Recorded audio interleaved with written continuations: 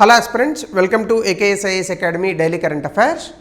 So ముందుగా మనం నిన్న ఇచ్చిన క్వశ్చన్తో మొదలు పెడదాము. సో ఈ క్రింది ఇచ్చినటువంటి దేశాల్లో ఉక్రెయిన్ ఏ దేశాలతో బోర్డర్ని కలిగి ఉంటుంది? సో ఉక్రెయిన్ మనకి ఈస్ట్ సైడ్ చూసుకుంటే ఉక్రెయిన్కి రష్యా ఉంటుంది. లెఫ్ట్ సైడ్ చూసుకుంటే సౌత్ సైడ్ కొన్ని దేశాలు ఉంటాయి, బట్ సౌత్ సైడ్ మీకు బ్లాక్ సీ ఉంటుంది. జనరల్గా మనం చూసుకుంటే కనుక రొమానియా ఒకటి చాలా ఎక్కువ బోర్డర్ని కలిగి ఉంటుంది. రొమానియా తర్వాత హంగేరీ చాలా తక్కువ బోర్డర్ని కలిగి ఉంటుంది. మిగతా ఈ బల్గేరియా, చెక్ రిపబ్లిక్ ఇవేవి కూడా ఉండవు, కొంచెం పక్కకు ఉంటాయి, అవి బోర్డర్ని అయితే కలిగి ఉండవు. సో కాబట్టి ఆ కంటెక్స్ట్లో ఓన్లీ 2 ఈజ్ ద ఆన్సర్. ఇంక ఈరోజు టాపిక్ మీకు ఆల్రెడీ చూడగానే అర్థమై ఉంటుంది, ఇది గబుక్కుని ఏదో తినేవని అనుకున్నారు. మైక్రోప్లాస్టిక్స్. ఈ మైక్రోప్లాస్టిక్స్ ప్రపంచంలో జరిపినటువంటి ఒక స్టడీ ద్వారా తెలిసినటువంటి అంశం ఏంటంటే, ఇవి మనిషి తాలూకా రక్తనాళాల్లోకి ఆల్రెడీ చేరిపోయాయి, ఇప్పుడు మనిషి మెదడులోకి కూడా వెళ్ళిపోయాయి. రక్తనాళాల్లోకి చేరినటువంటి మైక్రోప్లాస్టిక్ పెద్దగా ఇబ్బంది పెట్టేటటువంటి అవకాశం లేదంటున్నారు నిపుణులు.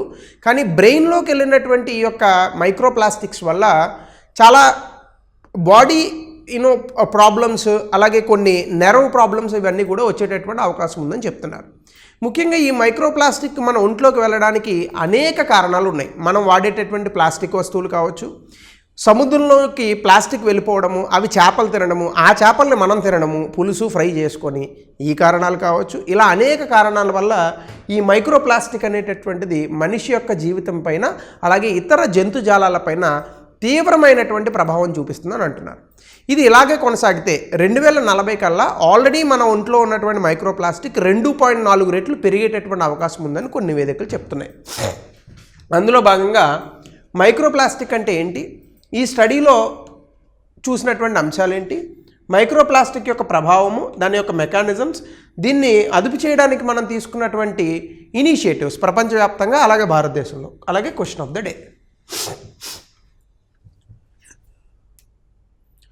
Studies reveal alarming level of microplastics in human brain. Human brain టిష్యూలో చాలా అధిక మోతాదులో ఈ మైక్రోప్లాస్టిక్స్ ఉన్నాయి అని చెప్పి మనకి కొన్ని నివేదికలు చెప్తున్నాయి. దీన్ని ఖచ్చితంగా మనం పరిష్కార మార్గాలు వెతకాలి ఒకటి.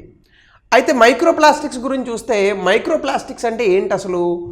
ఒక మైక్రోమీటర్ నుండి 5 మిల్లీమీటర్ల సైజులో నీళ్ళల్లో కరగలేనటువంటి ప్లాస్టిక్ పదార్థాలను మైక్రోప్లాస్టిక్స్ అని అంటారు.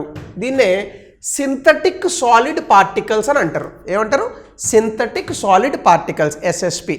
ప్లాస్టికే చాలా తక్కువ పరిమాణంలో ఉంటుందన్నమాట. దీన్ని మైక్రోప్లాస్టిక్స్ అని అంటారు. ఇది సాధారణంగా ఓషన్స్, సముద్రాలకు చాలా ఇబ్బందికరమైనటువంటి పరిస్థితులు తీసుకొస్తుంది. ఎందుకు? మన ప్లాస్టిక్ అంతా కూడా రోడ్డు మీద పడేస్తుంటాం, అవి డ్రైనేజ్లో పోతాయి, డ్రైనేజీల నుంచి నదుల్లోకి, నాళాల నుంచి నదుల్లోకి, నదుల నుంచి సముద్రాల్లోకి తోసేస్తున్నాం. ఇలా వెళ్ళినటువంటి ప్లాస్టిక్ సముద్రంలో అలా ఉండిపోయి ఏం చేస్తుంది? ఆ సముద్రంలో కలిసిపోవడానికి ఉండదు, ఎందుకంటే అది నీళ్ళలో కరగదు. సో ఈ ప్లాస్టిక్ని తాబేళ్ళు, చేపలు, ఇంకా ఇతర జంతు జాతులు ఇవన్నీ కూడా తినేస్తూ ఉంటాయన్నమాట. సో కాబట్టి ఇది సముద్రాలకు చాలా ఇబ్బందికరమైనటువంటి ఒక సమస్యగా మారింది. అయితే ఇందులో చాలా మాలిక్యూల్స్ ఒంటికి, అంటే జంతుజాలాలకు సంబంధించి ఆ యొక్క శరీరానికి హార్మ్ఫుల్ అనమాట, అంటే ఆరోగ్యాన్ని పాడు చేసేటట్టుగా ఉంటుందన్నమాట. ఈ మధ్యకాలంలో ఎక్కడైనా ఫేస్బుక్లో వీడియో చూశాను. ఈ ఇయర్ బడ్స్ ఉంటాయి కదా, ఆ ఇయర్ బడ్ వెళ్ళి కరెక్ట్గా ఒక తాబేలు ముక్కులో దూరింది. ఎట్లా తీసుకుంటుంది అది? పాపం ఎవరో చూశారు, దాన్ని తీశారు, అందులోంచి రక్తం కూడా వచ్చింది దానికి బయటికి. సో తాబేలుకి చూశారు కాబట్టి సరిపోయింది. అలాంటి తాబేలు ఎన్ని చచ్చిపోయాయో మన వల్ల. సో కాబట్టి ఇయర్ బడ్స్ మనం వాడేటటువంటి దాంట్లో కూడా ప్లాస్టిక్ ఉంటుంది కదా. So these are all very very difficult things to solve. So అలాగే మనం కిందకి వెళ్తే, the adversely effect marine organisms. అంటే ముఖ్యంగా ఇవి నదుల్లో లేదంటే నీళ్ళల్లో ఉండేటటువంటి ఆర్గనిజమ్స్కి ఎక్కువగా ఇబ్బంది పెడుతున్నాయి ఈ మైక్రోప్లాస్టిక్స్. సో దీని గురించి ఇంకొంచెం మనం లోతుగా చూస్తే, ఇక్కడ మీకు కనిపిస్తోంది, మనం తీసుకునే ప్రతి ఊపిరిలోని కూడా సబ్స్టాన్షియల్ క్వాంటిటీస్ ఆఫ్ మైక్రోప్లాస్టిక్ని మనం తీసుకుంటున్నాము. ఇది మన బ్లడ్లోని, అలాగే ఆర్గాన్స్లోని కలిసిపోతుంది. ఈ మైక్రోప్లాస్టిక్ అనేక రకాలుగా వస్తుంది మనకి. ఆక్వాటిక్ లైఫ్ నుండి, అలాగే కొన్ని బర్డ్స్, ఇవి చేపలను తినేస్తూ ఉంటాయి, సీ బర్డ్స్. అలాగే మైక్రోప్లాస్టిక్స్ని చేపలు తినడము, అవి డైజెస్ట్ చేసుకోవడము, దాంతోపాటుగా ఈ ఫిషింగ్ యాక్టివిటీస్ నుంచి హ్యూమన్స్కి రావడము, అలాగే మనం వాడేటటువంటి ప్లాస్టిక్ యూవీ రేడియేషన్తో రియాక్ట్ అయ్యి దీని ద్వారా మన ఒంట్లోకి చేరడము, అలాగే రకరకాల ఇండస్ట్రియల్ యాక్టివిటీస్, వీటన్నిటి వల్ల కూడా 5 మిల్లీమీటర్ల కన్నా తక్కువ ఉన్నటువంటి మైక్రోప్లాస్టిక్ మనిషి తాలూకా శరీరంలోకి వెళ్తుంది. అలాగే హెల్త్ ఇంపాక్ట్స్ మనం ఆల్రెడీ చూస్తాము. హ్యూమన్స్ మీద ఈ హెల్త్ ఇంపాక్ట్స్ ముఖ్యంగా 2 ఆర్గాన్స్ మీద చూపిస్తాయి, లివరు, బ్రెయిన్, ఈ 2 పాడవుతాయి. అలాగే వరల్డ్ హెల్త్ ఆర్గనైజేషన్ చెప్పినటువంటి అంశం ప్రకారం ఏంటంటే మైక్రోప్లాస్టిక్స్ డ్రింకింగ్ వాటర్లో ఇంకా డేంజరస్ కాదు. అంటే మనం తాగేటటువంటి డ్రింకింగ్ వాటర్లో మైక్రోప్లాస్టిక్స్ ఉంటే ఇంకా అంత డేంజర్ కాదు అని వరల్డ్ హెల్త్ ఆర్గనైజేషన్ చెప్తోంది. ఇది ఎందుకు అంటే ఇంకా దాని మీద పూర్తి స్థాయి రీసెర్చ్ రాలేదు కాబట్టి, రీసెర్చ్ వచ్చాక చెప్తారు అది కూడా. అయితే ఆక్వాటిక్ యానిమల్స్ మీద ముఖ్యంగా ఈ యొక్క తాబేళ్ళు అలాగే పక్షులు వీటి మీద మాత్రం చాలా ఇబ్బంది చూపిస్తోంది. ఎందుకంటే ఈ మైక్రోప్లాస్టిక్ వల్ల ఈ టర్టిల్స్ అలాగే బర్డ్స్ తాలూకా డైజెస్టివ్ సిస్టమ్ పాడవుతోంది, అలాగే ఇవి చనిపోతున్నాయి. సో ఈ మైక్రోప్లాస్టిక్స్ని మనం ఎలా అయినా కూడా అంతం చేయాలి. దీనికి సంబంధించి ఎన్వైర్మెంటల్ ఇంపాక్ట్ కూడా చూస్తే IUCN international union for conservation and nature ఇచ్చినటువంటి లెక్కల ప్రకారం 8 మిలియన్ టన్నుల ప్లాస్టిక్ ప్రతి సంవత్సరం సముద్రంలో కలుస్తుంది. మిలియన్ అంటే 10 లక్షలు, అంటే 8 × 10 లక్షలు, 80 లక్షల టన్నుల ప్లాస్టిక్ని మనం, అంటే మనుషులు, మరి ప్లాస్టిక్ వాడేది మనుషులు ఒకళ్ళే కదా, పులులు సింహాలు ప్లాస్టిక్లు వాడవు. ఇంత ప్లాస్టిక్ని బట్టికెళ్ళి మనం ప్రతి సంవత్సరం సముద్రాల్లో కలుపుతున్నాం.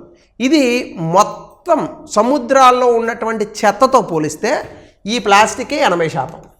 సో ఖచ్చితంగా మనం ప్లాస్టిక్స్కి ఏదో ఒక సొల్యూషన్ తీసుకురాకపోతే మనం ప్లాస్టిక్ అవుతాం. ఇది విషయం.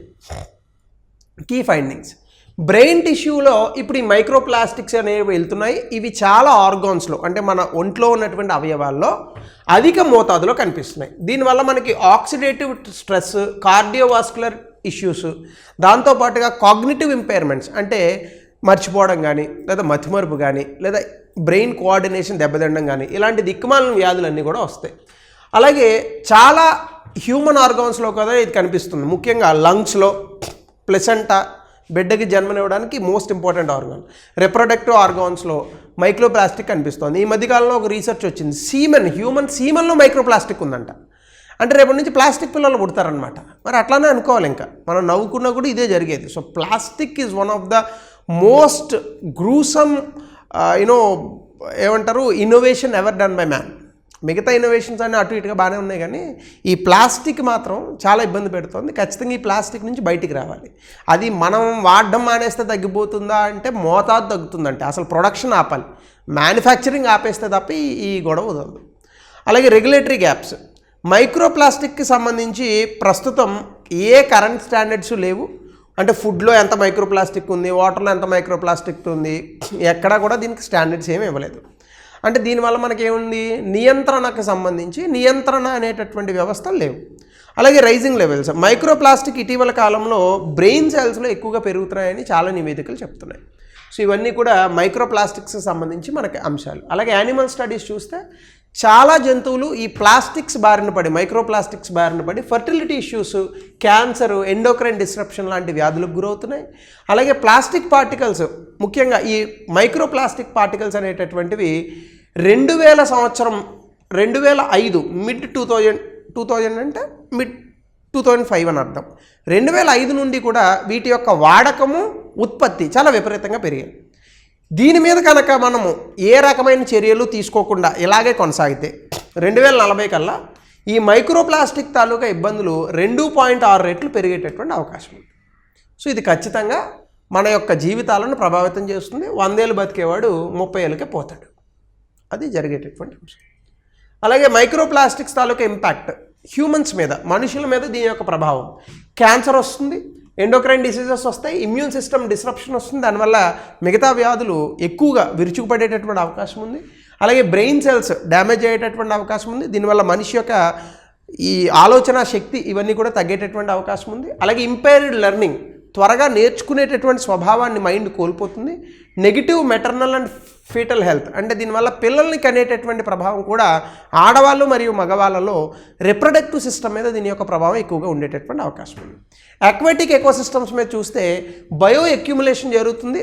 అంటే ఈ మైక్రోప్లాస్టిక్ ఏదైతే ఉందో ఈ మైక్రోప్లాస్టిక్ అనేది బాగా ఓషన్స్లో నదుల్లో విపరీతంగా పెరిగిపోతుంది.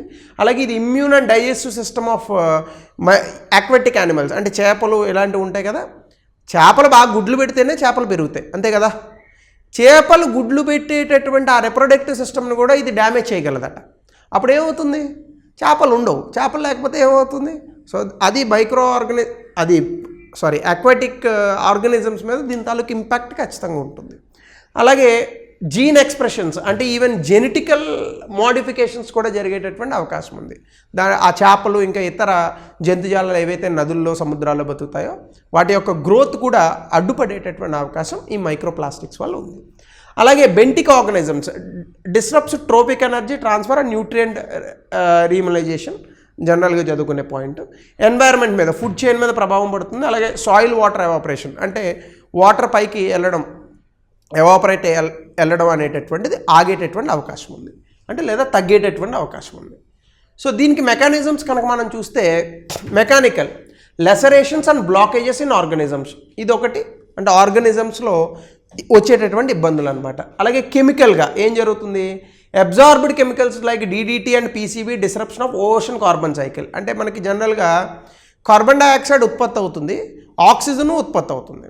మొక్కలు ఏం చేస్తాయి, కార్బన్ డైఆక్సైడ్ని తీసుకొని ఫోటోసింథసిస్ ద్వారా మనకి ఆక్సిజన్ అందిస్తాయి. జంతువులు ఏం చేస్తాయి, ఆక్సిజన్ పీల్చుకొని రెస్పిరేషన్ ద్వారా కార్బన్ డైఆక్సైడ్ని వదిలిపెడతాయి. కార్బన్ డైఆక్సైడ్ ఎక్కువైపోతే గ్లోబల్ వార్మింగ్ వస్తుంది. ఓషన్స్ ఏం చేస్తాయి అంటే సముద్రాలు ఆ యొక్క ఉప్పు నీరంతా కూడా కొంత కార్బన్ డైఆక్సైడ్ని లాక్కుంటుంది. అందుకే ocean is one of the best carbon sinks in the world. ఈ కార్బన్ సైకిల్ని ఈ మైక్రోప్లాస్టిక్ డిస్రప్ట్ చేసేటటువంటి అవకాశం ఉంది. అలాగే ఈ డిటిడి పీసీబీస్ ఇవన్నీ కూడా ఈ కెమికల్స్ అన్నీ కూడా కలిసిపోయి ఈ ప్లాస్టిక్స్తో పాటు ఇంకా ఇబ్బందులు గురి చేసేటటువంటి అవకాశాలు ఉన్నాయి. అంటే రెండు రకాలుగా ఈ మైక్రోప్లాస్టిక్స్ ఇబ్బంది పడతాయి, ఒకటి మెకానికల్, రెండు కెమికల్. సో దీనికి సంబంధించి ఇనిషియేటివ్స్ ప్రపంచవ్యాప్తంగా కనుక మనం చూస్తే global partnership on marine litter అని ఒకటి తీసుకున్నారు, glo litter partnership projects, London convention, ఇవన్నీ వచ్చాయి కానీ ఏం పని అవ్వాల. భారతదేశంలో సింగిల్ యూజ్ ప్లాస్టిక్ తీసేయాలన్నారు, ఎక్కడ పడితే అక్కడ దొరుకుతున్నాయి బయట. ప్లాస్టిక్ వేస్ట్ మేనేజ్మెంట్ రూల్స్ 2016 అన్నారు, పని అవ్వలేదు. అన్ప్లాస్టిక్ కలెక్టివ్ అన్నారు, కొంతవరకు కలెక్ట్ చేస్తున్నారు. ఈ మూడిట్లో కొంచెం ఇది సక్సెస్. సో ఈ విధంగా మనం ఇనిషియేటివ్స్ అనేటటువంటి వాటిని తీసుకున్నాం. సో దీనికి సంబంధించి కాదు కానీ కొంచెం రిలేటెడ్గా 2019లో క్వశ్చన్ వచ్చింది, మీరు ఆన్సర్ దయచేసి కమెంట్ సెక్షన్లో చెప్పండి. మానవ ఆరోగ్యంపై మైక్రోప్లాస్టిక్ ప్రభావాన్ని విశ్లేషించండి, సంబంధిత ప్రమాదాలను తగ్గించడానికి వ్యూహాలు ప్రతిపాదించండి, 200 పదాలు. సో ఇవి ఈ పర్టికులర్ టాపిక్కి సంబంధించి ఇచ్చినటువంటి క్వశ్చన్స్. సో దయచేసి మీరు ఆన్సర్ చేయండి. మరో కొత్త టాపిక్తో విల్ మీట్ టుమారో.